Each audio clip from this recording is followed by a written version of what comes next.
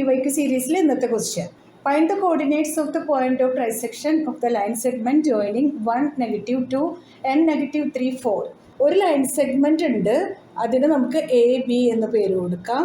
അതിനെ ട്രൈസെക്ട് ചെയ്യുന്ന രണ്ട് പോയിന്റ്സ് ഉണ്ട്, അതിന് നമുക്ക് പി ക്യു എന്ന് പേര് കൊടുക്കാം. ട്രൈസെക്ട് ചെയ്യുന്നതെന്ന് പറഞ്ഞാൽ എ ബി എന്ന ലൈൻ സെഗ്മെന്റിനെ 3 ഈക്വൽ പാർട്സായി ഡിവൈഡ് ചെയ്യുന്നു. പോയിന്റ് എയും പോയിന്റ് ബിയും ക്വസ്റ്റ്യനിൽ തന്നിട്ടുണ്ട്. നമുക്ക് കണ്ടുപിടിക്കേണ്ടത് ഈ രണ്ട് പോയിന്റ്സിന്റെ കോർഡിനേറ്റ്സ് ആണ്.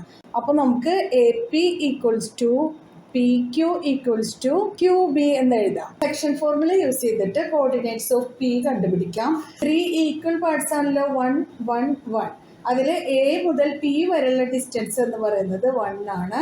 പി മുതൽ ബി വരെയുള്ള ഡിസ്റ്റൻസ് 1 + 1 2 ആയിരിക്കും. 1:2 എന്ന റേഷ്യോയിലായിരിക്കും ഈ പി കോർഡിനേറ്റ്സ് നമുക്ക് കണ്ടുപിടിക്കാൻ പറ്റുന്നത്. So the coordinates of P equals to m1x2 by m1 plus m2, m1y2 plus m2y1 by m1 plus m2, m1x2, m1 is 1 into x2 -3 plus m2x1, m2 is 2 and x1 is 1, 2 into 1 by 1 plus 2, -3 plus 2 is -1 by 3.